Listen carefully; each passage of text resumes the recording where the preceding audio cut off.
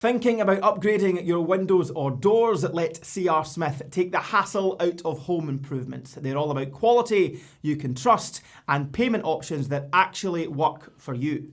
What do you think CR in C.R. Smith means? I have no idea.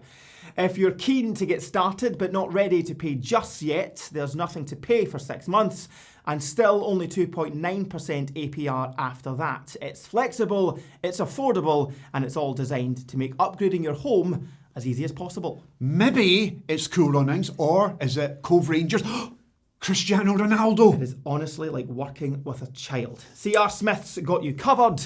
Let's get your home looking its best. I've got it. Chris Rock. No, Costa Rica. Please shut your mouth. Thank you. The STV Radio Football Show, brought to you by C.R. Smith. Hello and welcome to the STV Radio Football Show, brought to you by C.R. Smith. We'll drop a new episode here every Monday, and today is episode 2. So they've let us back after that debut last week. I am STV Sports' Ronnie Charters, and delighted to say, joined by... Yes, me, the king of the podcast world. I've created a number of podcasts over the years and leave after a couple. Do you want to say your name so people know? Well, they clearly know who I am because I am obviously the star of the podcast, because without me being here, there is no podcast.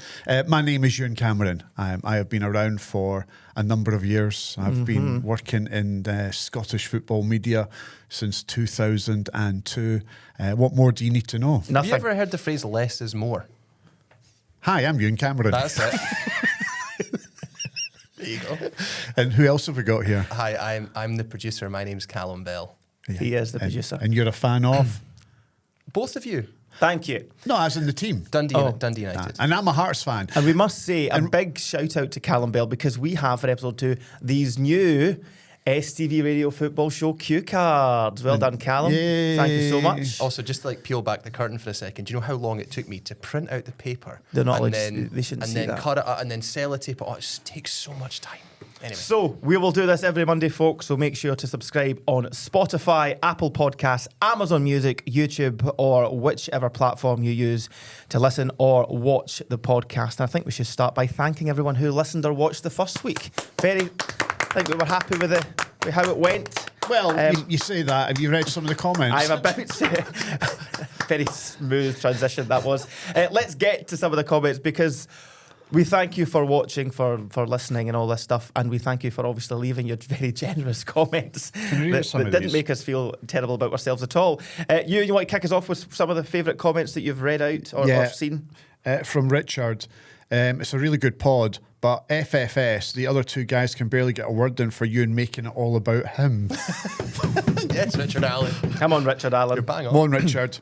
What about John? He says, Ewan greeting about the quiz is no surprise. His ramblings about football are drivel, but entertaining. Why is your glasses on the end of your nose? Because I'm one of those people that can't read with my glasses on.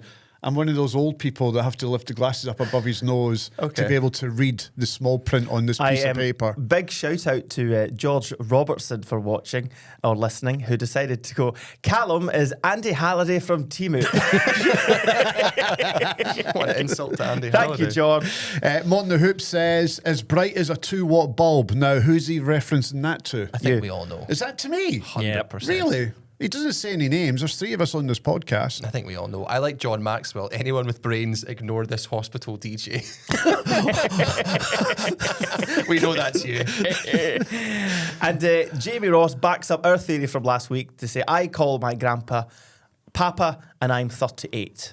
So there we go. Oh, the Papa, Granddad, Granny, Nana debate that we had last week. Yeah. There was quite a few people mentioned the Papa and the Granny and the Granddad from last week's show. Final comment, you can pick the final one. P-Bov1, you are clinically obsessed with Chris Sutton. Now, I did have a wee pop at Chris Sutton. You did. Last week. And P-Bov _1 believes that I have an obsession with Chris Sutton. Well, if he starts speaking a wee bit more sense, I might not have a wee pop at Chris Sutton on a week-to-week basis. And the irony of you saying that as well. I know. But anyway, thank you so much for your feedback. Before we move on to our weekend reflections, Ewan, you have an apology to make. Do I? You do. To who? You have upset Mama Charters. Your mum? Yep. I've not met your mum. I know. She's lovely. Just think, she's so looking forward to her son and one of his best mates. I've just spilt the water everywhere. Launching the podcast with a radio has been lesbian legend, what we want to call it. Whoa. radio has been / legend.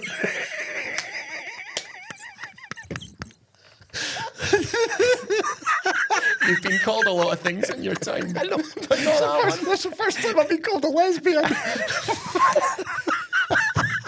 Were you up late last night? You were up late last night, weren't you? Right. / legend. What we want to call it. Yeah. And she turns on, and the first thing she hears is you talking about orgasms. Don't bring it up again. And she's fuming with you. Why? Because your mum's And never had she one. gave me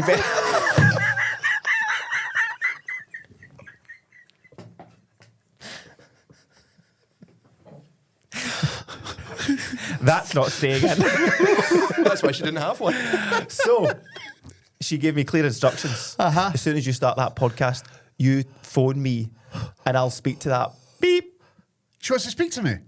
I'm phoning her right now. Your mum? What's her name? Margaret. I'm scared. Just Mrs. You better just call her Mrs. Oh, no. Put that up to the microphone. Oh, she looks lovely. You know how it works. Hello, darling. Hello, Mum. It's me.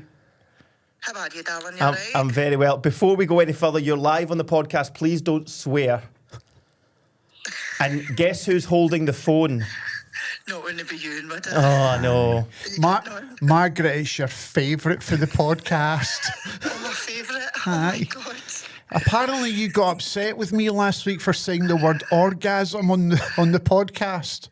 No, I was just a bit disappointed, June, for the first opening show. Aye. Do you realise how many people I've sent this to? How many friends and family?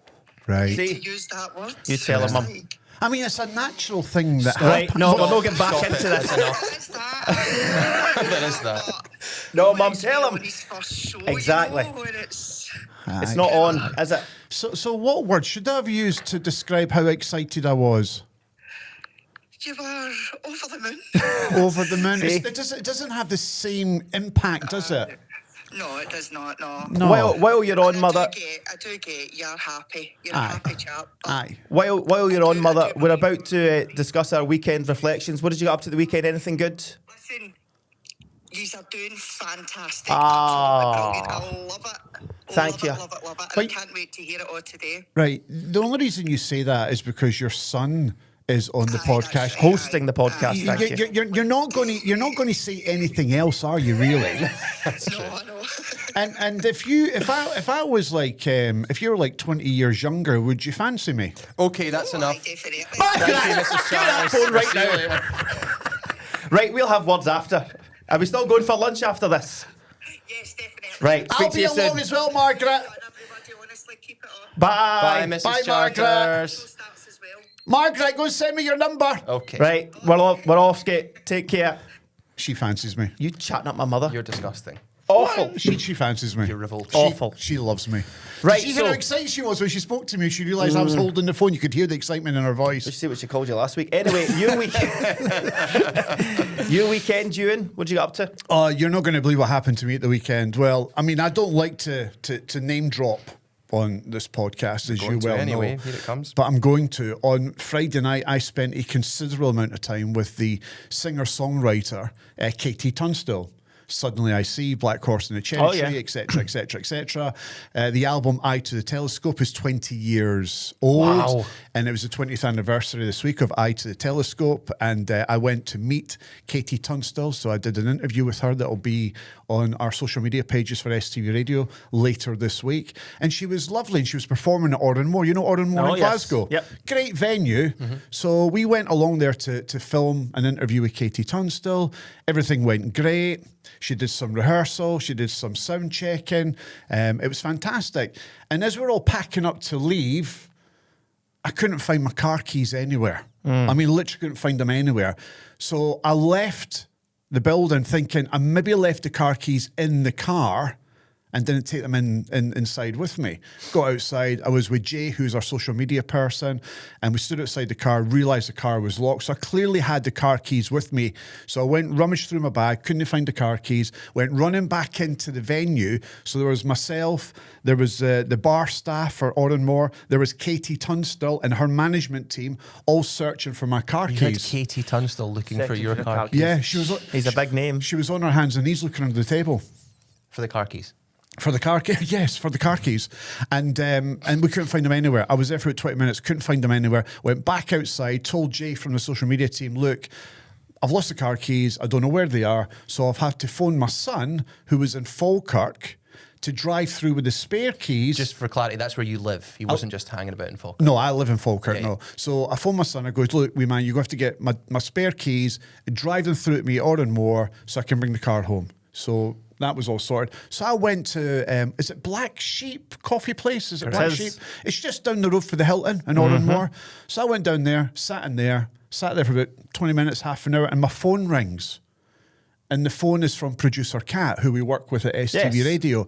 And she's screaming down the phone, you're going to kill me, you're going to kill me. I'm really sorry, but I've just got off the train in Edinburgh and I've got your car keys in my pocket.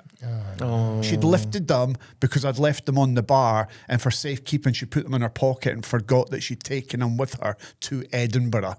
So that's what happened to me on Friday night. And I didn't get home until 9:30 at night. So it was a late one. And she's still on a probation period, so that could be her, eh? Well, she's already done. She's already gone. What a way to That's show resign, business. Cat. Yeah. What a way to resign. Callum, can you top that? No, my weekend was quite boring. I bought this speckled chocolate jumper. Why? For the podcast. Yeah, it's a fair question. And then I Did you went... get in a jumbo sale? No. Car no, boot? No, a proper shop. Like a proper shop? You Yeah, bought that yeah. from a proper shop? Paid money. You paid actual hard-earned cash for that jumper? Hard earns probably a bit too far. It is yeah. minging. It is bogging. It's- Yeah. I think he's quite a stylish guy generally. You're not today, you're not. The best way I'm to sorry. describe it, if you're listening, it's a jobby colour. Do you know, I was just about to say Yes, that. yeah. Yeah, it is. It's kind of It's a jobby that. colour. I don't know what you're doing paying for that. So I've come You- dressed as a jobby. yeah, have you still got the receipt? I actually genuinely do. Yeah, I take Good. it back. Good. But I have taken the But tag off. they'll have seen that he's worn it because obviously everyone is currently watching this podcast because it's so good. Hello, everyone in Levi's. You bought that in Levi's? Yeah, Oh, It's got to be. it does say it Badge on on it. do you know how expensive Levi's are? I mean, it's properly expensive Yeah. in Levi's. I mean, I'm going to guess. Can we guess what the price of that jumper is? Of course, I'll tell you the truth. Okay, and what you go higher or lower? That's how it works. I'm going to go 40 quid. Significantly higher. See? That's not a good thing considering how bad this know. looked. £85. Lower. £70. Exactly on the nose. Wow. That is just disgusting. Awful. I'd be taking it back. So you spent that £70 on that jumper over the weekend? That was your highlight of the weekend. My girlfriend Cara said it was nice. Oh, can I make an observation about your girlfriend? I think I know where this is going. First, my mother. I know. Quickly. Can I make an observation about your Yeah, girlfriend? of course you can, yep.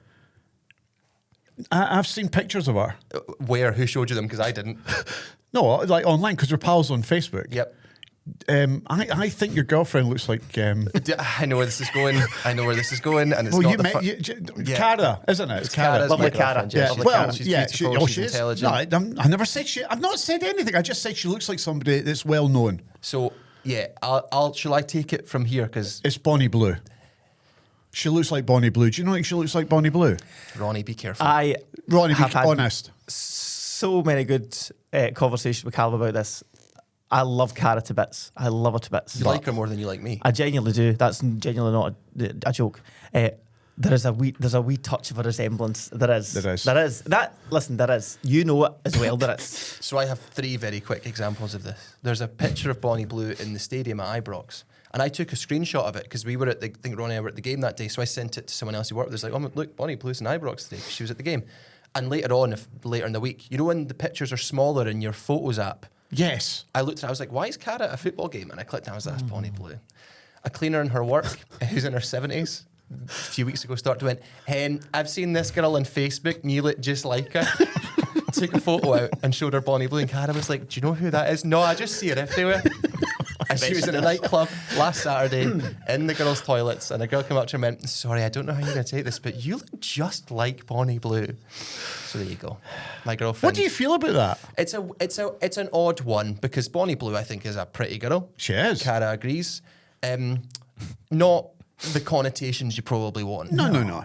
I would say, but also like power to her. She's getting money out of her body. We could do that if we would, wouldn't we? Aye, and I'm glad that No, let's not just pass that off. No, we wouldn't. No, you're okay, thank you. No, let's move on.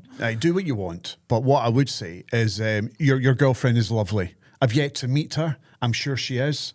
I understand she's for money, so. Hence why you could pay 70 quid for a jumper that looks like a jobby. That was my next point. That's how he's able to get that jumper. Because his girlfriend has the money. Did she buy that for you? No, she didn't. She didn't. But also good, because if she has the money, it means she doesn't have to start an OnlyFans. So. Good point too. What about your weekend? Well, as of 5:30 this morning, I was in Centre Parcs in Penrith, and I had to drive up this morning, first thing. Well, why did you go to Centre Parcs? It was my mother-in-law's, not married, so technically I don't know if you can call her mother-in-law yet, 60th birthday party. Oh, right. Celebration. Happy birthday, Lynn Mackey. Happy birthday, Lynn. Happy birthday, Lynn. And so we went down Does on she the fancy Friday. you as well? Nope. We went down on the Friday. Centre Parcs is an odd place. It's a nice place because we've got young kids in the family, and it was a fantastic wee time and stuff. There's just something, I don't know, there's something quite culty about it, if that makes sense. Like people do love Centre Parcs. It's incredible how much people love it. We watched the Old Firm game at Centre Parcs, which shows you where the level of Scottish footballness, when the whole weekend was great in the big sports complex bar, and as soon as the Old Firm game started, they had to bring in 2 security guards. You hadn't seen them all weekend? They weren't there. They were not there. And as soon as the Old Firm game 2 o'clock kicks comes, off. we're all sitting in, and we just finished a lovely Sunday lunch, and the high vis comes in and just starts rolling around because obviously there's a lot of Scottish people there. Yeah. And drove back up at 5:30 this morning to do this. To sit with you two lovely fine gentlemen. Dedication. Yeah. And your mum will be delighted you've made the effort because she clearly is a big fan of the podcast. She's a big fan of the podcast. She's a big fan of the podcast. Can I ask, because I think I remember you having this conversation with me, was Centre Parcs the only choice that she could have picked? Oh, no, she could have been anywhere. Yeah. But she chose Centre Parcs. Family, is she part of the cult then? The family have a tradition of going to Centre Parcs for like years. Remember it used to be Oasis? Yes. Remember the old Oasis before it turned into Centre Parcs. They went when it was there. Right. So they are hardcore Centre Parkians. And Centre Parcs is a bit like, or is a better version than Butlins. It's a posh Butlins. It's a posh Butlins. It's better than Butlins. Because I remember going to Butlins as a kid many years ago. And Centre Parcs is very much a new thing. And I went to, no, it wasn't Centre Parcs. There's somewhere in Blackpool I went. There was a park outside of Blackpool. And it was really, really nice. Can't remember the name of it. The White House at the entrance. This is a great story so far, but I don't know. So you could have gone Rome, Madrid, New York, Rio. Centre Parcs it is. And it was fantastic. It was lovely. Very, very good. Rained a lot, unfortunately. And very cold. Are you hearing this? I don't care. This is just him trying to curry favour with the mother-in-law. That's what's happening. Oh, I am so the favourite as well. Does she love you? Oh my. Yeah, I'm the favourite. Right. Sorry to the other two. Well, I'm glad that son-in-laws, you made the effort to come back up the road from Centre Thank Parcs. you. I hope you listening or watching had also a fantastic weekend. Yeah, good Yes, Yeah, hope you had a everyone good did. one. Yeah. Yeah. Should we talk about the football? Do you know what? Do a wee light-hearted joke to get us into the football? Oh, yeah, have a wee laugh before we get to serious Go stuff. for it. Because I think the comments said that I won the joke last week. Did they? With Yeah, Bosphorus. Yeah, well, I've got a joke for you, but, Go for but I want you also, like, I found out something at the weekend. Now, if you have a dog, this is of interest to you. So, see when someone delivers post through your letterbox, they never enter your house, do they? Like, No. Someone delivers something through your letterbox, they don't enter your house. So, as far as your dog knows, their barking is working. That's not a joke. That's just a fact. It's a good observation. But do you know what I mean? Yes. I mean, the dog starts barking when someone's at the door. That person never comes through the door, which means your dog thinks that its barking continues to work. I think that is fantastic. There's some truth to that as well, because you don't know what your dog's thinking, but whatever the dog is doing thinks it's working. I Fair. think that's a great observation. And here is my joke to kickstart the podcast today. You ready for this? I asked my phone, "Hey Siri, why am I so bad with women?" She said, "I'm Alexa, you idiot." I mean, That's No. good. Come on, tell me that's No, good. look at tell me that's Jay's good. face. Murray, that was good. Look at Murray's face. Look Murray, at everyone's face. Murray, come on. What do you call a Russian with 3 testicles? Russian with 3 testicles, no idea. Who'd you nick a bollock off? Murray's laughing. Jay's got a wee smile on her Jeez, face. That's 2-0 to be on the I don't think so. Ronnie's badge there, mate. Well, the first of the League Cup semi-finals was, of course, Saturday, and the Saints go marching on. Shall I what I did there? Stephen Robinson's buddies 4-1 win over John Bertelascu's Motherwell, and it was a pretty comprehensive win for the wee Saints. I was confident that Mirren would win. Actually, I messaged you the night before the game to Callum that I thought St Mirren were going to beat Motherwell. I didn't expect it to be as resounding as it was, but I think St Mirren have been knocking on that door for a wee while. I think they've been really good, and I thought they were unlucky against Hearts not to pick up the 3 points. I thought they were very good against the Jambos. They went, obviously, ahead twice in the game. Yep. And you have VAR to thank for not going 3-1 in front. Well, VAR were correct in that occasion on the Wednesday night in No, they Paisley. weren't. Yeah, they were. They were Why? 100%. Oh, no. See, the thing is, though, so here's my issue with it. A player can't stand in front of a goalkeeper when there's a shot and the the ball goes into the back of the net, and that would be classed as interfering.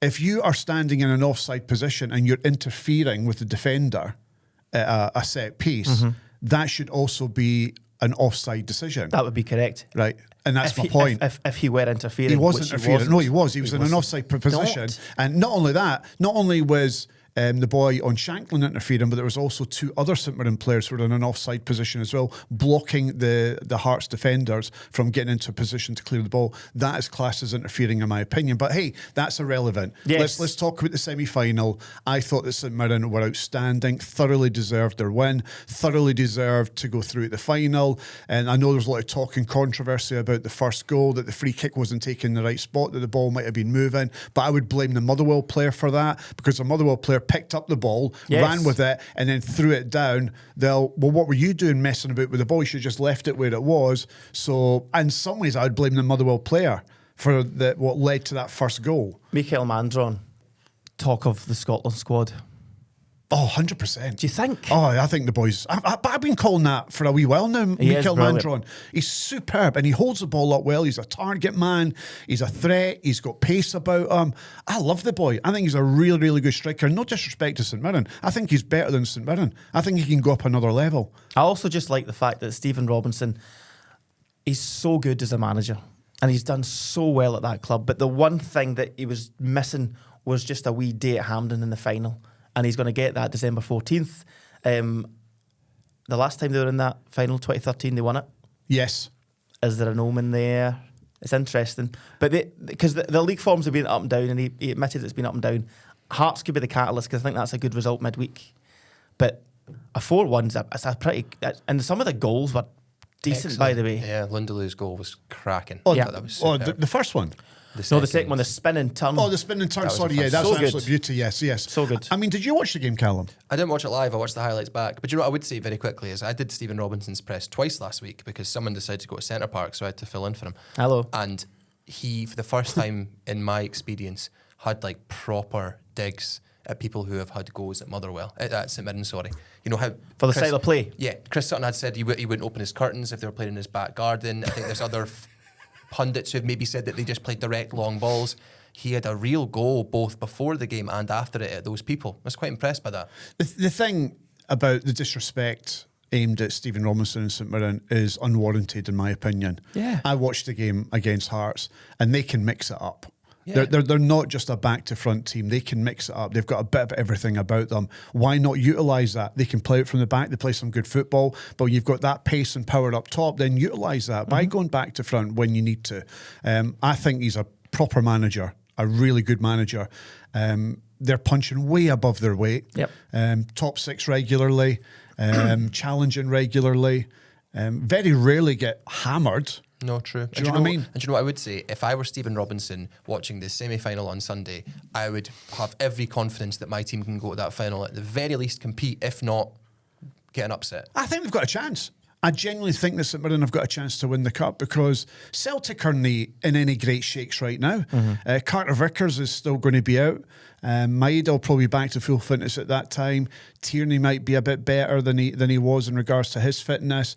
But I still think there's a chance there for St Mirren because up front, they've got so many different options. Such a handful. And such a handful. And then they're really good defensively as well. I know they've conceded a couple of goals here and there, but generally, they're actually quite sound defensively as well. So I think St Mirren have got a proper good chance of winning the cup against Celtic next month. And delighted to say joining us now is Alex Gogic. Alex, thank you so much. League Cup finalist. How does that sound? Yeah, sounds good, to be honest. It was good weekend. It was a good weekend. We enjoyed it. Talk to us about the game. 4-1, a pretty resounding result. What was it like to play it, and what's the feeling in and amongst the dressing room at the moment now after that? No, the feeling, after the game, I really couldn't go in the dressing room. I had to go in the anti-doping testing room, so I couldn't celebrate. But the feeling, everyone was buzzing, through the messages and stuff. We knew our game plan, and I think we executed it well. We know what we're about, and the way we play, I don't think we fear anyone really at the moment. Alex, see, before we talk about the game in more depth, how long did it take you to pee?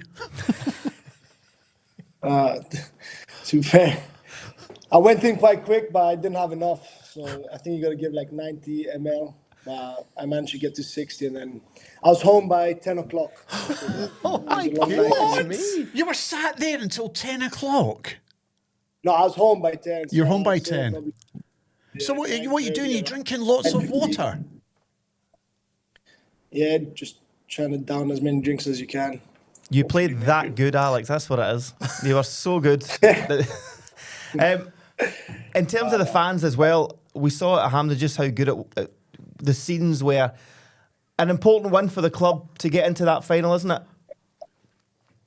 No, it was very important. I think, the gaffer at the beginning of the season, he said, we've been brilliant the last 3 years, top 6. We qualified for Europe previous year. He said the only thing that's been missing is trying to get a run in one of the cups. And I think to get in the final, it's amazing, The boys were buzzing. Everyone was buzzing. And for the club and for the fans, I think we owe them that. Alex, one of the teams that you beat to get to the final was my club, Hearts, and you were very lucky that night. Yeah, I think I enjoyed my goal as well. Hey! I hope you did as well. I forgot he scored that night as well. It was an okay goal, actually. Well done, you. Yeah, get. No, I closed my eyes. Yes, St Mirren are definitely, they're going to be underdogs in the final, but you must take real confidence that you can go and cause that upset and get another League Cup for that club. No, for sure. I think any of the teams, you got to give them respect. But like I said earlier, at the moment, I don't think we fear anyone. The way we're playing. I think all the boys, we've been unlucky in the league. I think the performances have been there, just the results haven't. And I think, on Saturday it showed that if you just continue performing, the results will come. So, we got to focus on the league now. And then when the day comes, we'll just go for it. There's nothing to lose. Alex, see, before you go, see when you were watching the game yesterday, Celtic versus Rangers, did you have a preference? Who do you think you had a better chance of beating in the final? No, they're both good teams. Pick one. They're both good teams, but there's no preference. I won't comment to that. But you wanted Rangers, didn't you? You can ignore him, what's Alex. that? You wanted Rangers, didn't you? No. I think that they're both good players. Both have good set of players, and both have good teams. But whoever it was, they all have some points that we can probably make advantage of. I heard a rumour, Alex, that you do the school run in Motherwell. Did you do that this morning, and how was that? No, I didn't do it this morning. I let them give them another day. I'll go tomorrow. Alex, it's been a pleasure speaking to you, my friend, and all the best of luck to you and the team in the final next month. Alex Gogic, thank you so much for joining us. Oh, thank you for having me, guys. Huge thank you to Alex. And of course, as we mentioned, they're playing Celtic. That's because Celtic beat Rangers 3-1 after extra time yesterday. And Ewan, action-packed doesn't even begin to describe this Old Firm derby. For me, it's one of the best Old Firm games in a long time. I can't remember an Old Firm game like this. I mean, it had everything. It had goals, it had chances. I thought the two goalkeepers were outstanding. I thought Schmeichel had one of his better games for Celtic in a while. I thought Jack Butland was outstanding. I know that Michael Stewart, because I was watching on the telly, was quite critical of Butland for the Callum McGregor goal. Yeah. And do you think... Yeah, he's got to be saving that Do one. you think... 100%. I mean, it was a rocket. But you're right, he's made 3 or 4 other saves that's kept the scoreline, even at 3, which it could have been anything else. I think he's got to save that. I thought it was a bit overly critical of Butland for that one because it's a rocket and it does take a slight deflection from John Souttar's head. But I thought... no, it doesn't. It does? No, it doesn't. I've watched that. No, so have I. I've watched the replay back with So every have I. angle in slow-mo. We get more replays than you do because you don't get to work in the telly anymore. I watched it this morning. There is no deflection off John Souttar's head. The ball does not change direction. It's not an excuse. Can see when we go back to STV after this? I'll show you it. Please. And I look forward to your apology. And then I'll look forward to your apology on this podcast I'll next voice week. your apology and just edit it in before you put it out. But I mean, apart of listen, Butland was outstanding. Schmeichel was great as well. I'm sure when we get to the podcasters, the Celtic and Rangers podcasters, we'll talk about the game in more detail. But I thought it was an excellent game. I thought that Celtic were easily the best team in that first half. They could have been 2 or 3 up at half time. I do think the sending off has a weirdly galvanising effect on Rangers. It made them better, which in all honesty, it shouldn't, because then they should sort of like They should be sit back. thanking Nick Walsh for making them play better. Singing Asgard's but, name. But did you notice how Rangers just suddenly turned up when they were down to 10 men? Martin O'Neill alluded to that as well. He said against 10v11, they were dominant for that 20-25 minutes. And in that second half, I thought Rangers were excellent. That's the best Rangers have played all season. Because even in their European games, they weren't that great, and they got away with it to get through the certain rounds to get to that Champions League playoff. So Rangers have never been particularly good this season, but they turned up yesterday in that second half and thoroughly deserved their equaliser. Was it a penalty? Now, you and I talked about this yesterday. I can see why the referee has given the penalty, because I think that Gassama's shot is going in. Agreed, yeah. Right, in the far corner. But where is Ralston to put that elbow? I don't think it matters. No, it's not his fault. It's in an unnatural position. But But it's not in a natural position. It is. Well, his It's elbow's making where his elbow is, and he's got his arm tucked in. When he dived to block the shot, his arm is tucked in. His elbow comes out. Though. No, he doesn't. Rightly or wrongly, it does. That's a lie. No, it's not. You're going to have 2 apologies in this. You're going to be a lot of editing in this one, Callum, for a second. That's where it goes, unfortunately. I think it is unfortunate. You're talking pish. I think you're talking pish. No, because, see, if I ask you right now to dive on that floor with your arm tucked in, look, if I'm... This is the issue. His arm's in an unnatural position, because see, when you fall on the floor, your arm goes out to stop yourself. And see if his arm was out as a supporting arm and it hits it, it's not a penalty. This is the irony. So I agree with you. The rules are pish. Right, so what you're saying is he's made his body bigger. Yes. Correct. And that means it's unnatural? Sadly, yes. Entirely. But it's not Whoa, fault. hold on a wee second. But it's also not natural to be running around with your hands behind your back. But he's not. He's falling. No, but you're talking about... Listen to the point I'm making here, right? Defenders nowadays like to keep their arms in tight to their body, right? Yes. Or they put their arms behind their back, correct? So what he's doing is a natural instinct to him as a defender, which is to make himself smaller by bringing his But arms he's not into running his around. body. He's falling onto the ground. Yeah, but where's his arms to go? To stop him from falling. If he makes his arm a supporting arm, and the IFAB rules, if it hits it because he's falling or supporting himself... Don't you dare talk to me about IFAB rules. I've read the book Well, from obviously back to you front. haven't, because you don't know what the You read it rules the are. wrong way. That's why you don't know them. Listen. I can see why the penalty was given, but I Yes. don't know where his elbow's to go. But I think that's my point. I actually think you're both, in a way, arguing the same point. The rules are ridiculous, but within the ridiculousness of the rules, it's a penalty. Is it a penalty? Yeah. Is that confirmed as a penalty in the rule book? Yeah. Right. Yes. So that is a penalty. The referee got that right. I think it is a penalty, but I think he's also unlucky. Would you Very, agree with very that? unlucky. 100%, Unlucky. yeah. The big one's Trusty. and I'm sure we'll speak to particularly the Rangers podcaster, Ian from This Is Ibrox podcast about this. But when it comes to Trusty, as soon as it happens, I went red card. That was my initial thought. That's a red card. The security guards in Centre Parcs had to come in at this point because the Rangers fans were raging. They were also as raging as that. So let's just go around the room here, and there's a few of us in this room. I'm going to start with Murray. Murray, was that a red card? He didn't watch it because he's not a football fan, No, doesn't he care. didn't. I don't know why I asked him. Callum? It's a red card. Is it a red card for Yep. you?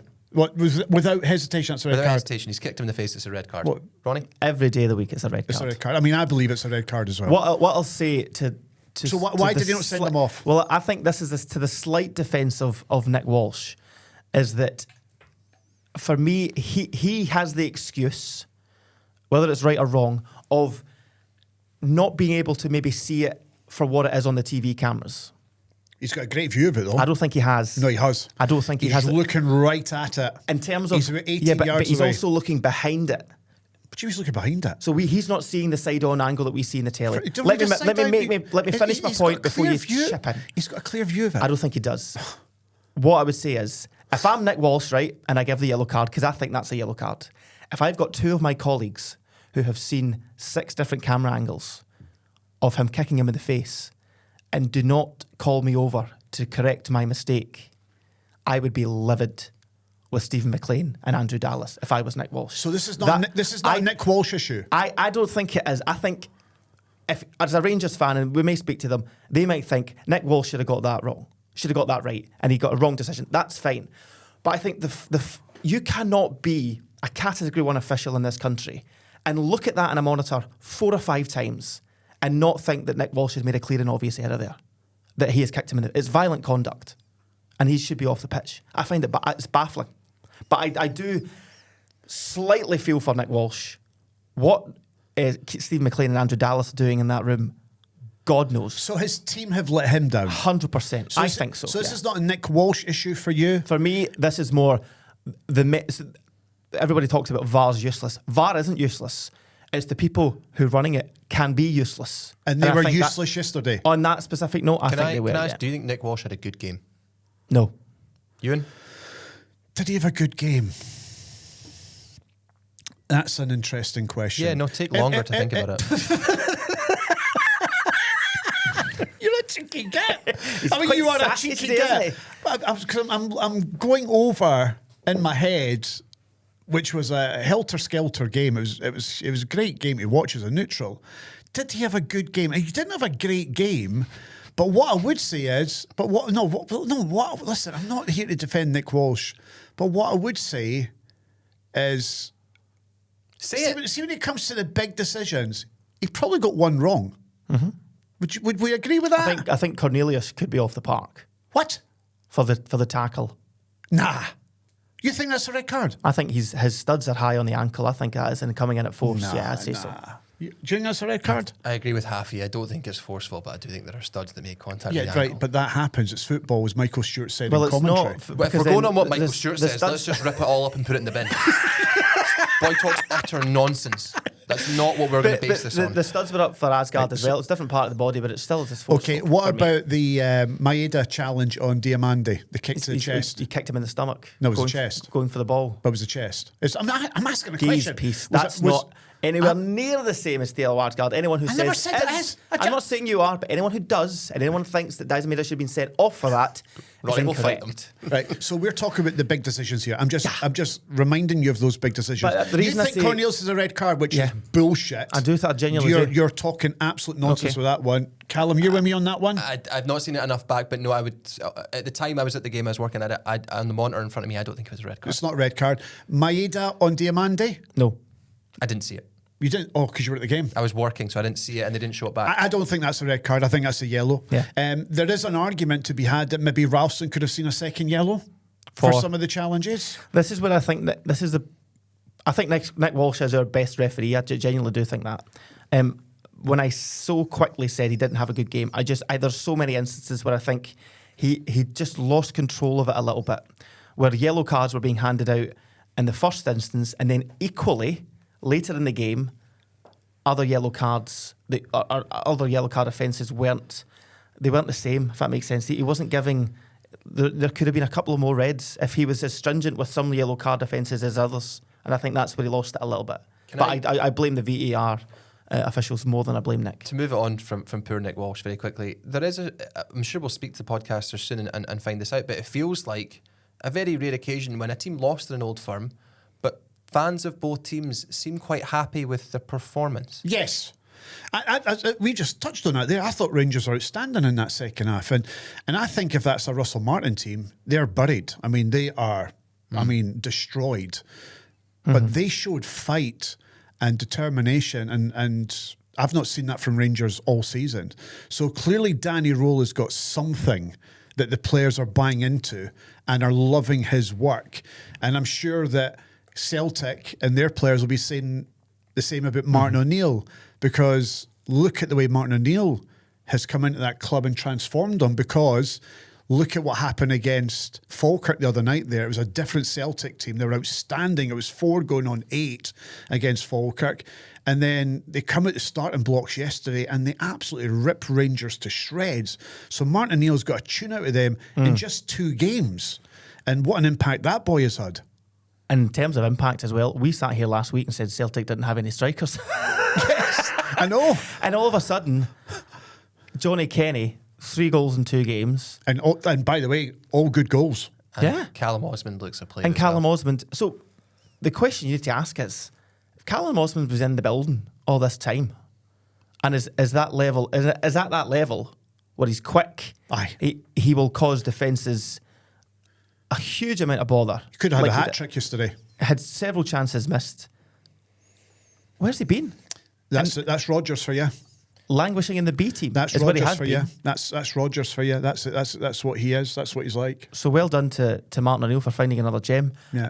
Can I just make a very quick point? I do think on that, time might not look kindly on Rodgers for Trusty, for Osmond. Trusty was good. Because I think it was you that Man of the match. Man of the match. You pointed this out last week that he'd mentioned after the Hearts game, you can't play Trusty and Scales in the same centre-back team. You pointed out it was Bayern Munich.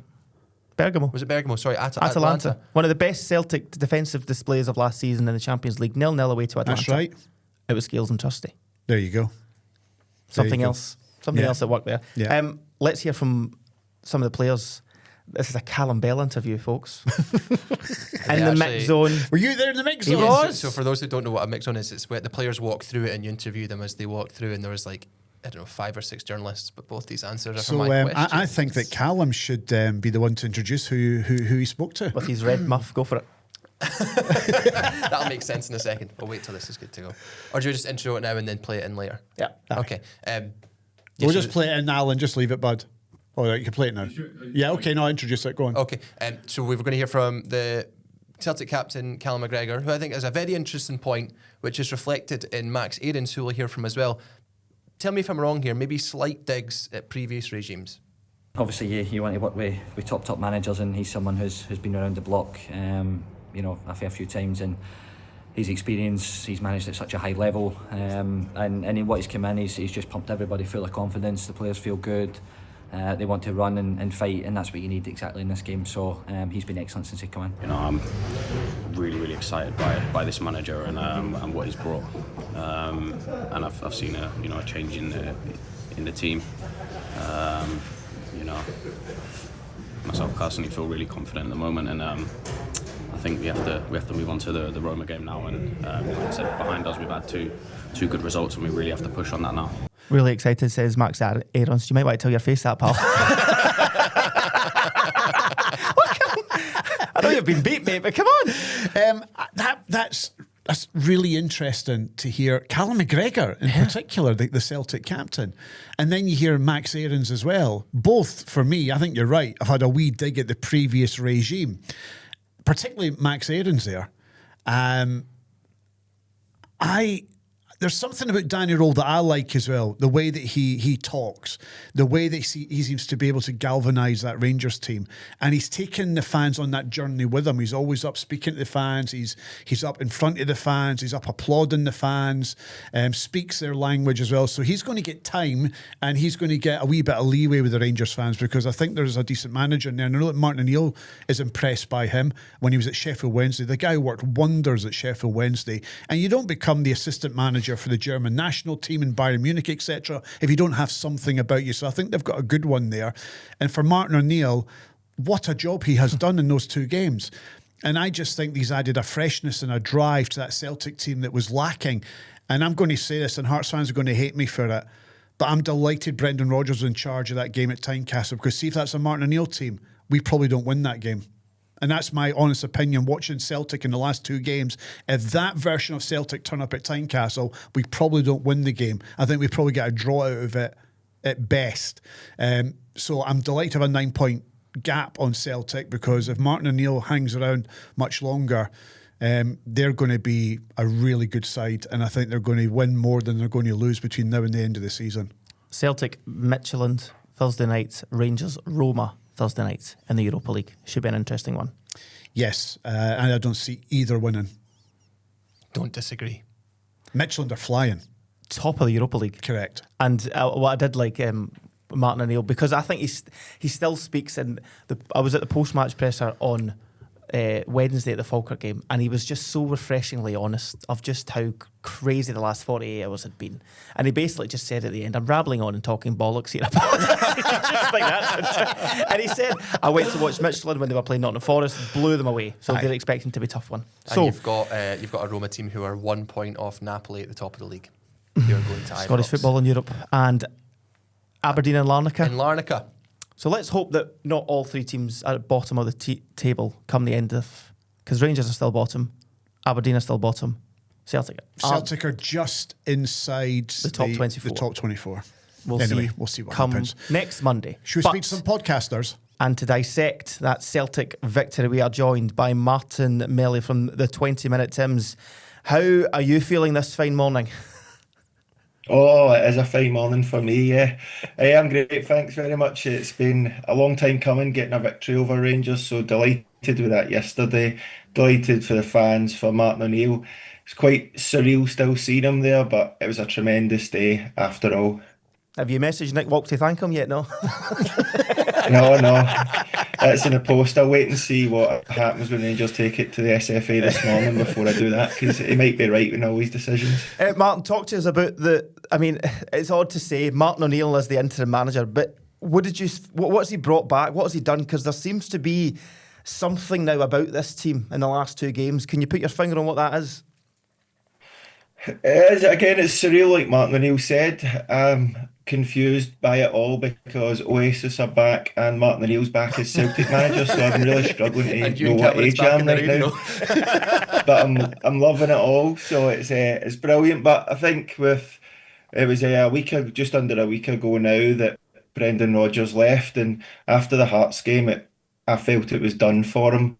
And then when Celtic announced that he was away and that Martin O'Neill was coming, it was a shock, and I didn't quite see the logic in it. Then when you got to the game at Wednesday night and seen Martin O'Neill on the touchline, I was like, oh, I quite like this actually. But I think it's just that release, isn't it? When things weren't going well, there was so much toxicity around the club with the things going on with the board, with the fans unhappy, with the style of play Brendan Rodgers was trying to put on these players with sort of inferior players from he's had previously. It wasn't working at all, and it just looked like it was one of these environments where there was nothing going right. And the Dane Murray calamities that happened, it just seemed like, look, this is done. We need something different here. Even though Brendan Rodgers might be a good manager, it's not going to work out if we keep him here. Martin O'Neill's came in, simplified it a bit probably, not had that much time with the players, but I think it's just that release that's allowed the players to go out and play again. And I was worried going into the game yesterday, if I'm honest. I didn't know if those players had that in them, but they went out and showed that they do have fight in them, they do have that in them. So it's just simplifying it, but just going out there and trying to get the ball forward a bit quicker. I thought it was an excellent derby game. I thought it was superb. It was end-to-end. There was chances galore. Ultimately, Celtic deserved to win it. And I'll forever be thankful to Brendan Rodgers for playing Murray and Donovan against Hearts at Tynecastle. So thank you, Brendan Rodgers, because we're now 9 points clear at the top league. But I think you make a good point there. I was going to ask you off the back of that, were you happy to see the back of Brendan Rodgers when it happened? Well, I'm not happy to see the back of him. I like Brendan Rodgers. I think he's a good manager, but it wasn't working, so change was needed. So with Celtic fans, we want a lot of change from board level down, but Brendan Rodgers, the style of play just wasn't working right now. So wouldn't say I was happy to see the back of him, but I think it was time to change, because this season is and was salvageable. If we left it like we did in the COVID season, then I don't think it would have been salvageable. I think we would have got beat yesterday, and I just don't see how we come back from that. So it was good that we done that. I didn't see us winning that game yesterday, but Martin O'Neill came in and changed it. So not happy to see the back of him, but change was needed. Couple more questions from me. First up, the Rangers fans are extremely upset after the game with some of the decisions. Let's reverse that, and that was Cornelius on Schmeichel. Are you looking for a red card? Probably. It's one of those ones where it's daft. I don't see what he's trying to do there. The ball was caught, but did you have a fear at that point? Did you think Trusty was off at that point when it actually happened and they showed the replays? Well, being at the game, you don't. Despite Hampden having two massive big screens, you don't get any replays of goals or anything, and it was up the other end from us. But you know there was something going on. But look, the decision went for Celtic, but so did a lot of other decisions went against Celtic. I don't think the ref was the best for both teams, and it just seems like every time Rangers get beat, it's the referee's fault. The questions after the match, Martin, for Martin O'Neill, was, you know, how tempted are you to maybe stay on a wee bit longer? And he was cutesy with his words, you know, he knows what he's doing, but he did also admit he would love to see, or love to walk out with Celtic on the 14th of December. What's the feeling in amongst the fans? Is it just a nostalgia thing, or are some beginning to turn round and go, this may actually not be the worst idea? Look, for me, it is nostalgia. It's brilliant. I love seeing the guy there. I didn't think it was possible to love him anymore, but he comes out and he beats Rangers. So, and he also, that makes him an esteemed company alongside Neil Lennon to beat both Rangers. So there's not a lot of people that have done that. There he is. You had to, Martin, didn't you? You couldn't help yourself. Martin was going, oh, so well. And then you couldn't help yourself, mate. But would you keep him to the end of the season? No, I think getting to this next international break's perfect. Are you confident of getting second? No, I think this is what Celtic needed. We needed this, something to kickstart our season. So you are confident of finishing second? I'm still confident. We're gunning for you. We'll finish first. We'll see how we get on in December. Martin, give us a name. Who's you want in the door? Kieran McKenna. Kieran McKenna would be my choice. Knutson's been linked as well. I don't know if the situation at Bodo suits him with the sort of structure they've got. So Kieran McKenna would be my choice. But when whoever comes in, they'll be champions in May. Martin from the 20-minute Tims on that. Look at that final line. You've been rehearsing it. He was ready to go. Can I just say, I was enjoying Martin up until that last bit, and he talked some amount of bullshit. Martin, thanks for your time, pal. Thank you so much for joining us, my man. Till next time. No worries, take care. Cheers, mate. Cheers, buddy. Thanks to Martin, and now we'll get to the Rangers reaction with Ian Mitchell from This Is Ibrox podcast. Ian, talk to us, mate, the morning after, the night before. How are you? How angry are you? Yeah. Quite, I guess. It's something I should probably be used to at this point in terms of coming away from Hampden raging. It's just the norm at this point. But yeah, yet again, let down by the team in some senses, let down by refereeing in other instances. But again, just that similar feeling that I know all too well at this point. Let's get straight to the refereeing decisions. What did you make of the referee, and what big decisions did he get wrong for you? Yeah, where to start really? The Asgard one I thought in real time wasn't a red card, but obviously I've seen that back and you see the stamp, so I understand that one. So I'm not going to cry too much about it so far. The one for me that's insane, which I'm sure you guys have touched on and everyone is talking about, is the Austin Trusty one. There's a clear gap between Butland grabbing the ball, a couple of seconds passes, and then the foot comes up, and it's not a totally malicious stamp. It's not as if he's chopped his head off or anything. But for me, if you lift your foot towards an opponent's head, that's it's a red card. It doesn't need further explanation than that, really. I've got a friend who's a former top flight referee, Grade 1 referee, Des Roach, who you might know from Twitter. They run the Twitter page, The Ref's View. And I was speaking to Des yesterday during the game and I was asking for his opinion. So I'm going to read out what he said to me about the Trusty incident with Butland. For me, I can only assume Nick thinks it's reckless and dangerous, no speed, force, brutality or intent, which is a criteria for serious foul play. I can accept that, but if a red was given, I'd not have been surprised and could accept that as well. I then asked the question, so different referees would see it differently.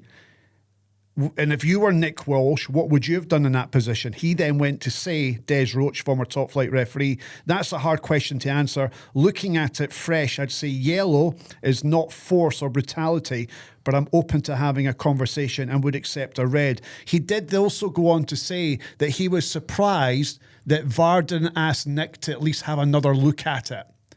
But what Des says, the reason that VAR didn't ask Nick to have a look at it because it wasn't a clear and obvious error. So my question to you is this. If VAR are thinking it's not a clear and obvious error, do you think it is a clear and obvious error? I think it has to be. And again, that clear and obvious term gets used a hell of a lot. And I don't really understand it because if you have the technology at the side of the pitch, why not reaffirm what you think you've saw or what you've maybe not saw? And it goes the exact same as the Asgard one. Again, but yeah, that one's maybe a little bit different because I'm playing devil's advocate here, right? So, I mean, I thought it was a red card. If that's Bushiri on the Hearts goalkeeper, I'm thinking it's... He forgot the Hearts goalkeeper there, Ian. Did you see that? I noticed that, yeah. Swallow. I'm screaming for a red card, right? I thought it was a red card, right? That's just my opinion. I thought it was a red card. But I don't think it's a clear and obvious error because Nick has such a good view of it. He's got a clear sight of what has happened. He was really quick with the yellow card. And I think VAR were probably correct in not asking him to look at it because it's not a clear and obvious error. But you believe it was? I think it has to be. I think as soon as he gives the foul and goes to card him, I don't understand how that can be a yellow card. Because you're basically saying in that sense, yes, you've made contact intentionally with Jack Butland's head. Mm-hmm. How can then you brandish a yellow card for something that's just purely from my description there? True. As a sort of excessive force kind of thing. You can't kick someone in the head. Like I can't dumb that down any further. No. For me, it had to be a red card. And again, if that was a red card, I don't think there's any debate. Like you say, Neil Lennon in the studio said it was a red. Charlie Mulgrew said it was a red. Yeah, again, not that the guys would sort of change opinion depending on what team it was, but when it's unanimously saying that should be a red card, I don't get how there's much of a debate that the ref got that totally wrong for me. Ian, we now know that Rangers are obviously speaking to the SFA about this. I just wonder, in circumstances like that, what would you like to see happen? Because apart from Willie Collum coming out and apologising, what does Rangers going to the SFA do? How does a club like Rangers get round this? As you mentioned, the feeling from the supporters that you're speaking to is this isn't new. This has happened a lot. What is that next step? What can happen? Do you know what I mean?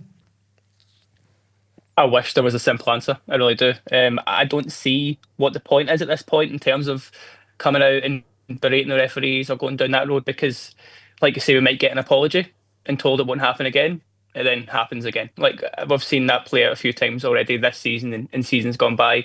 I think Rangers as a team need to be a bit cleverer on the pitch, and that's maybe a different scenario in terms of we're a bit soft. We don't surround the referee, and I don't want to see that. I don't want to encourage that. But you see the difference it makes. Asgard is sent off within milliseconds because Maeda's pushing him back, McGregor's over at him. These guys are doing the right thing. I think that it's not a criticism at all. You have to do those dark arts, whereas in these opposite scenarios, Rangers team are always very keen to just back off, give the ref some space, be polite. And yeah, that sounds good and sounds like positive things, but it doesn't then end up in the same results. So I don't think anything off the pitch can really change it. I'd love a review. I'd love to scrap every referee in this country and start again. But we know that's not going to happen. I'd love full-time referees to be in there. But everything that I want is never going to happen. So Ian, I think it comes down to the players being a bit clever. I don't want to put words in your mouth here, but I will anyway. It sounds like you feel that Rangers are more harshly treated by referees than other teams. Is that what you're getting at?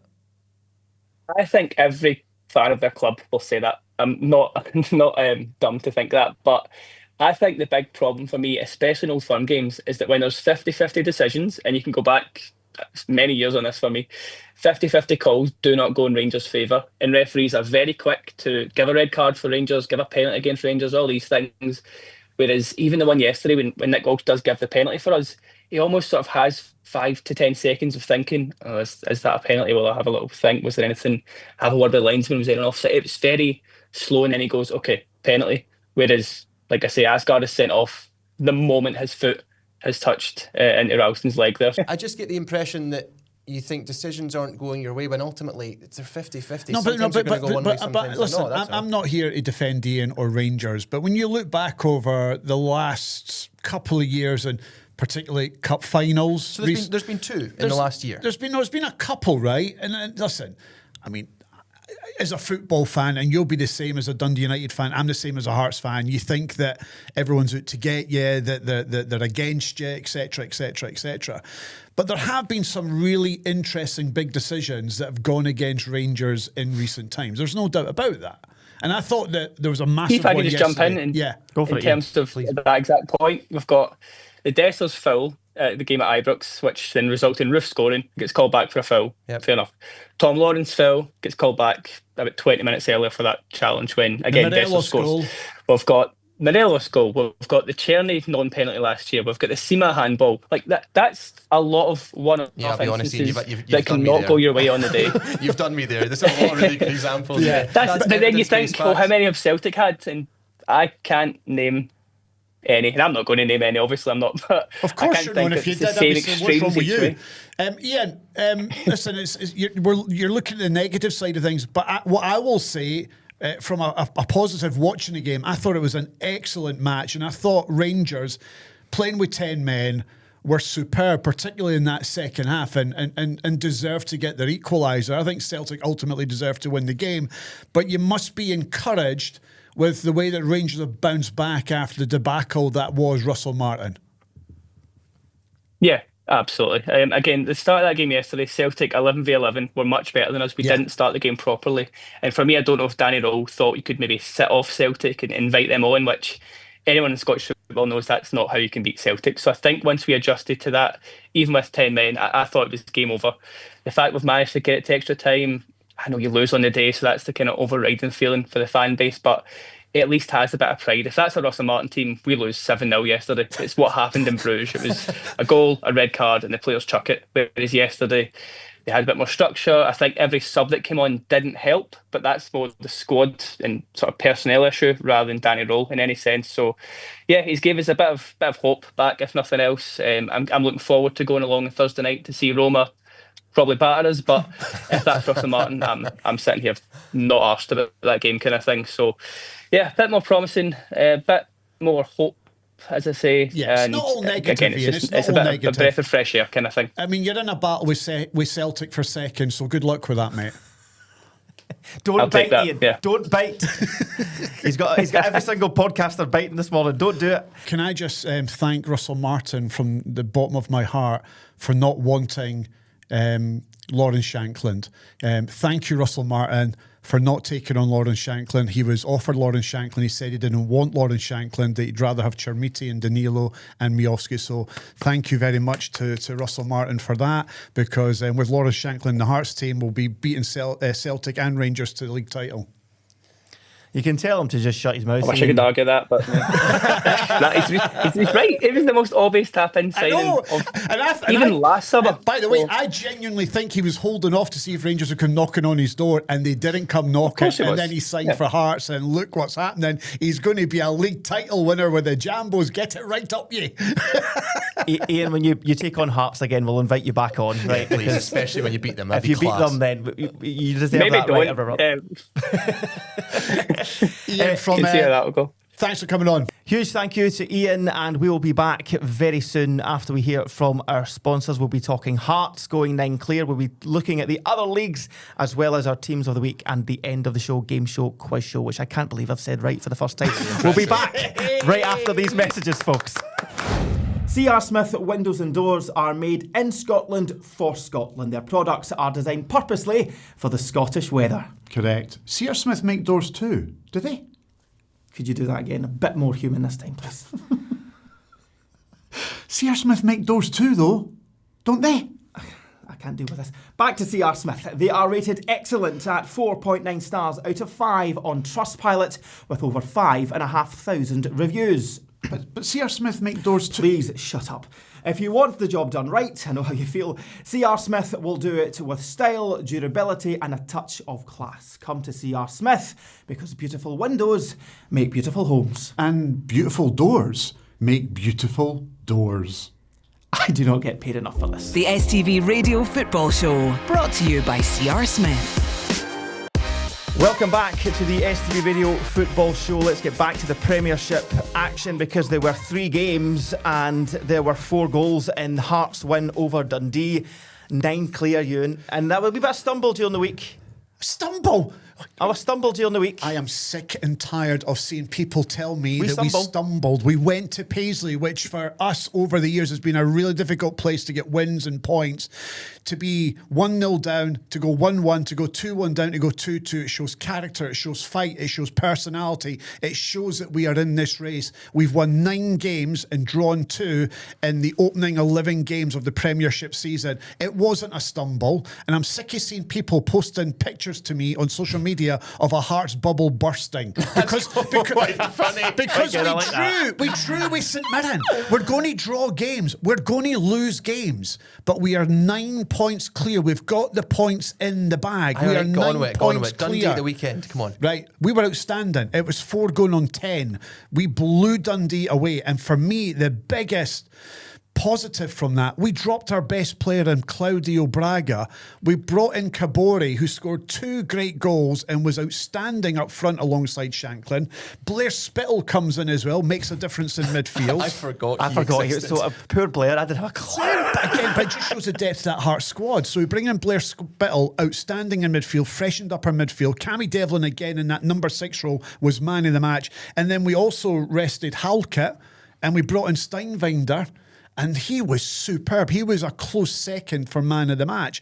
Hearts have got a really strong squad. We are in this for the long haul. I keep telling you that, and I'm sick and tired of Rangers and Celtic fans saying, oh, your bubble's going to burst, you're going to crack, you're going to crumble, you're going to be just like Aberdeen. Well, we're not going to be like Aberdeen. Our bubble isn't going to burst. We are in this title race, and we're not going anywhere. So get used to the idea of Hearts being up there challenging for a league title, right? And even if you do, you still have the greatest football chant in world football. Oh, we did it. Claudio Braga. Claudio Braga. It is so good. Claudio Braga. I want to put a call out to whoever came up with that. We need you on the podcast. It's really good. Whoever it is, you must know who they are. And they should come up with a Ewen Cameron one. No, don't do that. I've got a couple of questions for you, right? Quickly. So, how many lives does a cat have? Oh, for goodness sake. How many? I'll go. Yep, I'll go. Yep, please. 9. 9. Oh, that's right. 9. And what's German for no? Aye. Yep. What number do you hit 3 times to get emergency services? 9. So what's German for no? 9. 9. Yeah. 9. 9 points clear. Yep, you're 9 points. We're 9 points clear. It's a game in hand. And not just in this because I like to indulge it because I'm a Dundee United fan, but Dundee, goodness me. 0.1 XG They were predicted to score a 10th of a goal in that game against Hearts. That's as much as they were getting. But they're still going to be all right. You keep knocking me when I say that. Dundee will not be relegated. Do you know what? I said this to Ronnie on the way to the studio. The enigma of Dundee that I don't understand is against Hearts and Dundee United, 0.1 and 0.12 XG, and they were also just terrible in those games. Against Celtic and Rangers at Ibrox, tremendous, fantastic.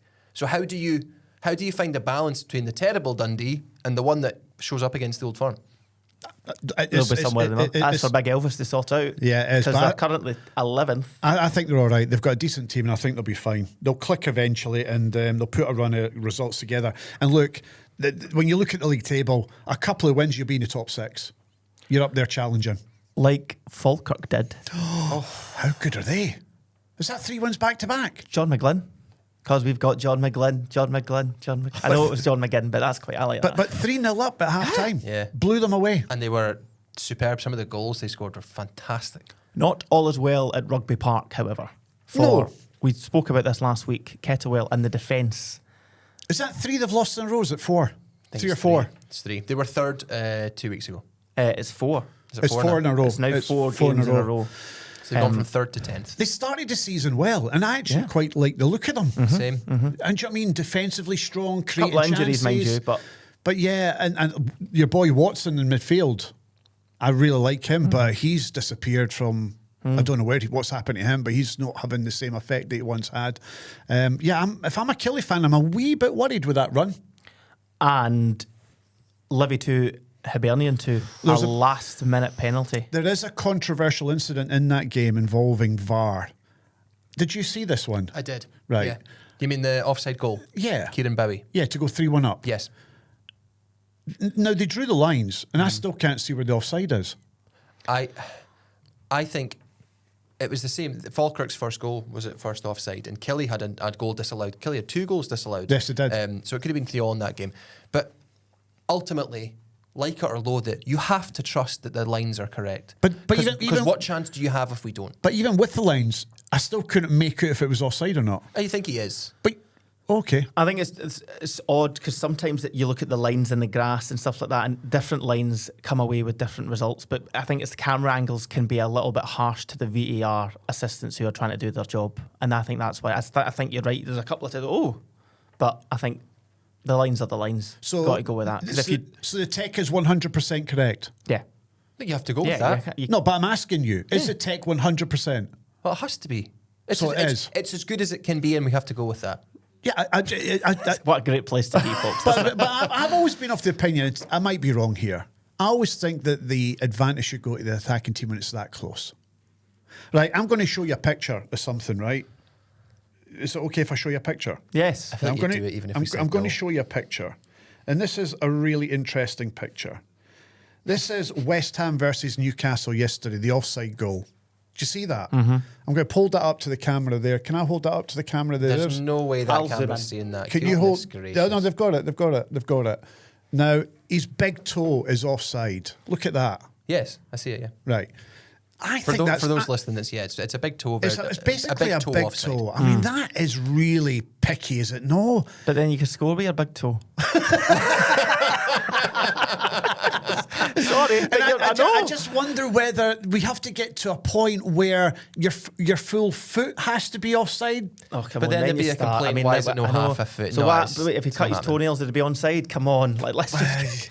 Anyway, I always believe that the game's about goals at the end of the day. It's about entertainment, and when you're chopping goals off for something that close, I think it's a bit. It doesn't sit well with me. So Livingston bottom. 2 points behind Dundee in 11th. Hearts, as we mentioned, 9 points clear at the top, having played a game more. Will any managers get sacked 3 hours after this podcast comes out today, or do you think everyone's safe this week? Well, I predicted that last week. Clairvoyant Ewen. Aye. I know. I said last week... He's working his ticket. He's working his ticket. He wants out and he's waiting on a phone call from Dermot Desmond. What happens? 9 hours later, there's a phone call from Dermot Desmond and he's gone. I don't think there's any manager... casualties this week. You're fine. You're all good. Can I also say, to toast the first podcast and how successful and how brilliant the three of us were, Callum and I went out for some celebratory drinks on Monday night. and we were sitting in the Kelvin Grove Cafe. Just to also quick that you were invited and you were supposed to come, but you got the dates wrong. You pretend. Yeah, we did invite Ewen, folks, but he had better things to do. No, it's not better things to do. Well, obviously, who goes out for drinks on a school night, and particularly a Monday night? I just presumed. Anyone over the age I presumed the invitation that came the week before was for a Friday. I didn't expect it to be a Monday, a school night, off the back of the first show when we've got a busy week ahead of us. Because the text said Monday though.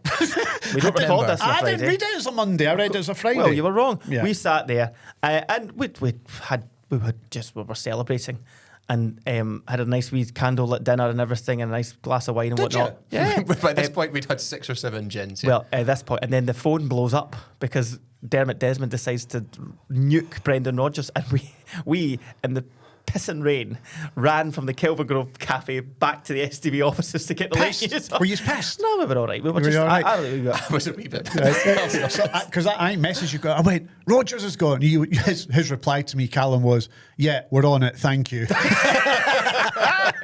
So let's see if any managers leave 3 hours after this one, shall we? Let's run through the rest of the league. Starting in the Scottish Championship, where St Johnstone maintained a 3-point lead.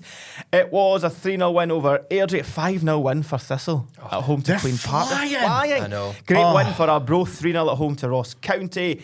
And the Friday night fixture, it was former Celtic legend versus former Celtic legend. Neil Lennon winning 1-0 over Scott Brown's Ayr United. Can I just make one quick point? If you get the chance online, go and find Ben Stanway's goal for Partick Thistle against Queen's Park. What a goal. Unbelievable. What a strike. We said it last week and I'm saying it again. What Mark Wilson is doing at Partick Thistle with Alex Ray is remarkable. It is. I mean, it genuinely is remarkable. I invited him to go and see Marty Pello with us on Saturday night, right? Did they blank you? To it, no? Are you saying nice things about him to try and get him to like you? I invited Mark Wilson to see Marty Pello. Right. Let me just take that back a bit. I invited them, him and his wife to be Leanne, about 3 weeks ago, and they both said yes, because Leanne is a huge fan of Marty Pello and fancied Marty Pello when she was a teenager. And they've been to Marty Pello gigs with me in the past, and also Matt Goss gigs as well in Edinburgh. So we're all friends. We're in a group of friends, and we go to gigs together and everything. And they pulled out of the Marty Pello gig on the Friday, ahead of the gig on the Saturday. Poor form, Mark Wilson. Poor form. Yeah, and I haven't been given a reason why yet. Oh, come on, Mark, get in touch. Poor Ewan's left. No, Leanne messaged me, but I don't know what it was. Well, he was preparing for a 5-0 win. That's what it was. That's what it was, and well they're done still to Mark. Keeping up the pressure. League One, Inverness moved top. They were in Macutum as well.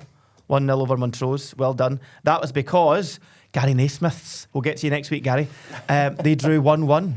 I've got his number. We should get him in. We'll get to you next week, Gary. He's a harsh legend. And in the battle of the top two in League Two, this is a big one. It was the Spartans, the mighty Spartans, and the mighty Dougie Samuel. I had to think You're there. right, Sorry, you got it though. Who go 6 clear of East Kilbride in second place. So there we go. And well done to Edinburgh City getting off the mark. their first points of the season, despite winning 5 games. That's unfortunate. Someone had a right go at me. After the podcast last week, because I'd said Edinburgh City, they're definitely gone. And they went, you don't know anything about League Two. I can't remember who it was, but yeah, you're right, I don't. Maybe that's what inspired Edinburgh City to get their first points. Exactly. They've got a photo of Callum in the locker room. Exactly. They walk out every time. And then we get to our team of the week, folks, where every week the 3 of us pick who they think has risen above the rest of Scottish football, starting with the man who doesn't know anything about League Two. You're going with? The Spartans. No, a huge win. 6 points. East Kilbride spent a lot of money. Glamorous management team, including Ronnie's former childminder, Mick Kennedy. Hi, Uncle Mick. Hope you're well, pal. Well, you're not. You get beat, but still.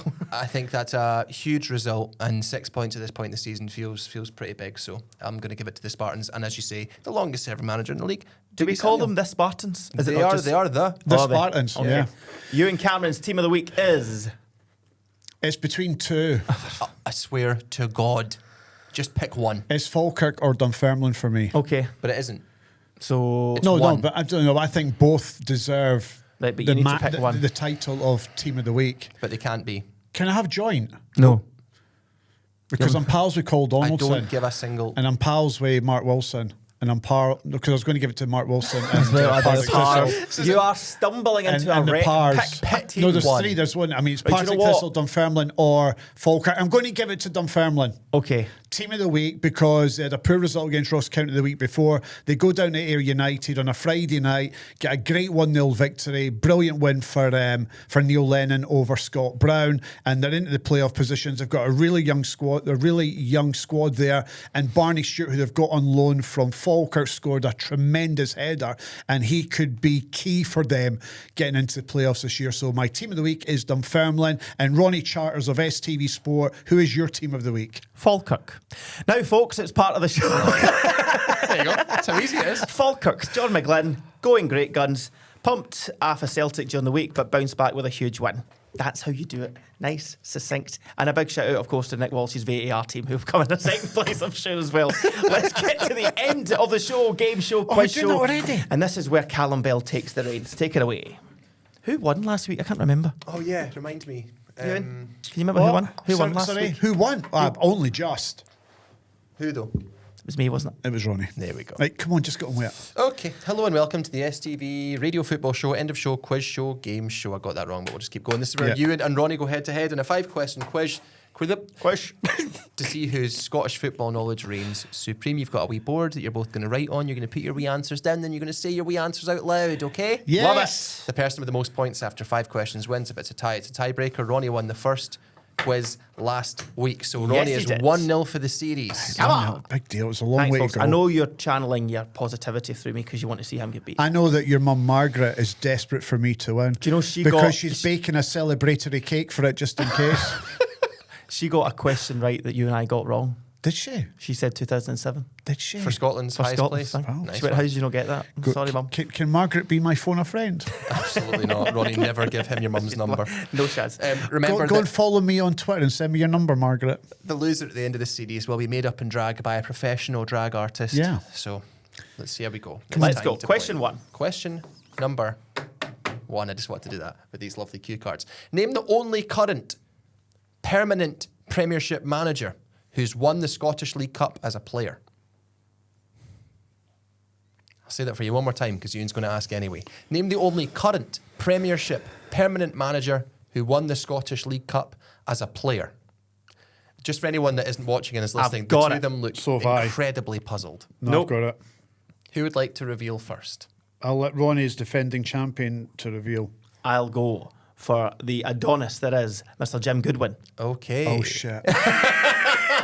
That's correct. 2013. 2013, you Ewan, went with? What did you put? I went with Derek McInnes when he was at Rangers. Incorrect. Never won the League Cup. Did he not? Nope. Never won the League Cup Never at get Rangers. fact that the way. And Rangers have got a really good record in the League Cup. They were like 128. Not when Derek McInnes is playing. No. 1-0. 1-0 to Thank Ronnie. you, Jim Goodwin. Did the voice of God know the answer to that? Of course he does, he's a big Rangers fan. Of course. Okay, question number 2. Yeah. Who has more caps for Australia, Martin Boyle or Scott McDonald? That's a brilliant question. I Well like when done. you say that. Thank you. That's a really good question. Have you got an answer? I use logic.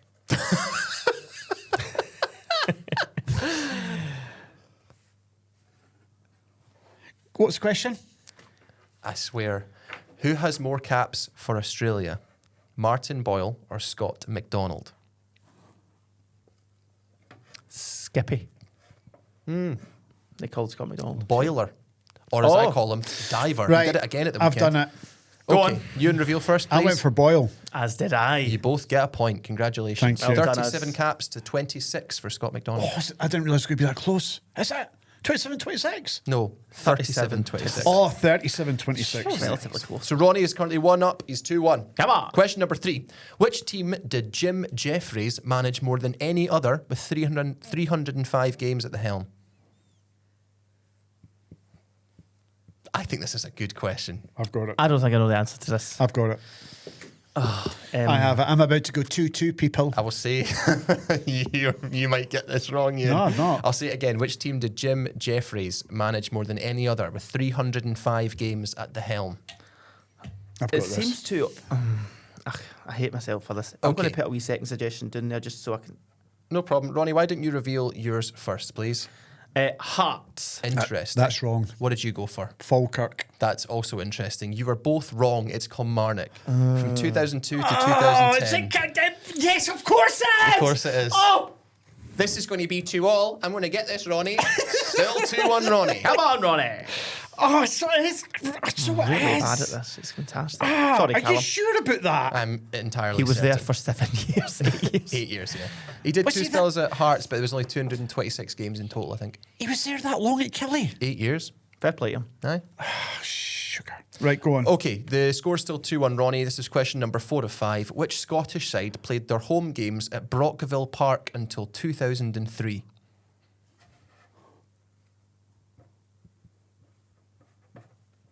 I'll say Yeah. that one again. Which Scottish Don't side need to. I've got the answer. Move on. played their home games at Brockville Move on. Park? Move on. I've got it. I've got it. It's for the listeners also. Who played at Brockville Park Well, until they're 2003? all screaming at the radio. They know what it is. You can reveal first. Falkirk. Interesting. Ronnie shows what you've put, please. East Fife. I don't know the answer, just guessed. It's Falkirk. It's Falkirk. Yes! Oh, no. It's 2-2 going to the decider, just like last week. Yeah, but see, the thing is, I don't know the old questions because I'm still young. Oh, like, do you know what? I wasn't around in the 1950s, but I know who won the World Cup. Who? Well, somebody. Yeah, nugget. Okay, Anyway. decider. Can anyone tell me what Brockville Park is now? It's Morrison's. Correct. Doesn't get a point for that, but he's right. Yeah, you do that's live in Morrison. He Falkirk. lives in I know. Falkirk. Yeah, I know. Okay, the last question. It's 2-2. Oh, here we go. Last of 5. What It might be the happens if we draw tiebreaker. this? It's a tiebreaker. Okay. You and it's a Hearts question. Oh, and a Falkirk question in the same. In fact, do you know what? Oh, listen. I'm going to be Ronnie, calm. that was a wee bit pathetic. I'm going to be. That the bigger was pathetic. Listen oh, up. STV Sports Ronnie Charters greeting like a Wayne. Pathetic. I'm going to phone my mom. Please. Don't. It's Right, not come a on. threat to him. Only 2 Hearts players have played every minute in the league so far this season. Name either. I'll say that one more time for you. Only 2 Hearts players have played every minute in the league so far this season. Name either. To win the game. I cannot believe you've given him a Falkirk question I can followed by a actually- Hearts question. What do That you is mean? ridiculous. No, it's not a Falkirk question. me think. Just because I live in Falkirk doesn't mean I know everything about Falkirk. You know, I'm a where Hearts where man. the stadium would be in Falkirk. Shush. He's also making this point while a Hearts scarf's wrapped around his microphone. Exactly. So Ewan, if you get this wrong, it's even worse. Oh, I don't Who's think right? I've got it wrong. Is there no like a timer on this? Like,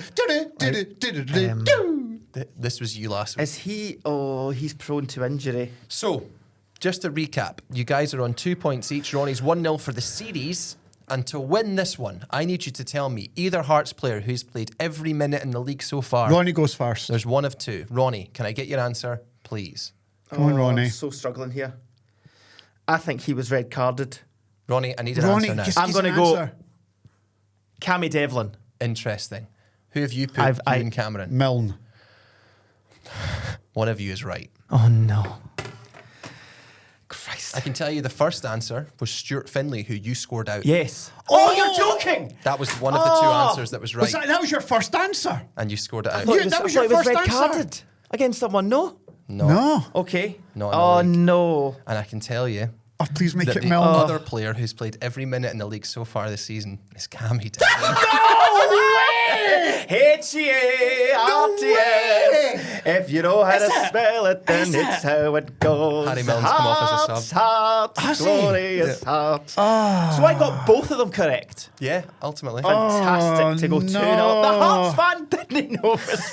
See, that's why people think you're a Rangers fan, because you just don't get the Hearts questions right. So Callum, recap the scores if you would for the lovely people watching and listening at home. Ronnie wins this week's quiz 3-2, which means he is 2-0 up for the series. Sorry, there was a bit of interference there. Can you say it one more time Ronnie just to make is sure? 2-0 up for the series. And in case you're listening, Ewan has left the desk in a huff. Ewan, we've got one more thing to do. Come on. Yeah, piss off. No, we do. No, you need to come back. Folks, that is it for this week's edition of the STV Radio Football Show with me, Ronnie Charters, and Callum Bell. And can we show the empty chair, please? And that's been Ewen Cameron. Make sure to subscribe wherever you get your podcast. Give us a review whilst you're at it as well. And remember, you can watch our lovely faces on the STV player and YouTube as well. Thanks to our sponsors. Thanks to Callum Bell for the lovely quiz. Appreciate your time. Thanks to our podcast colleague Ewen Cameron. Any last words, Ewen?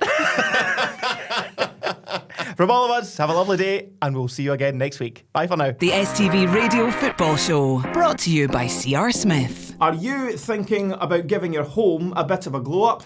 Yes, Ronnie. Pull back the curtain on that one, please. CR Smith makes upgrading your windows and doors a breeze. Pain-free windows.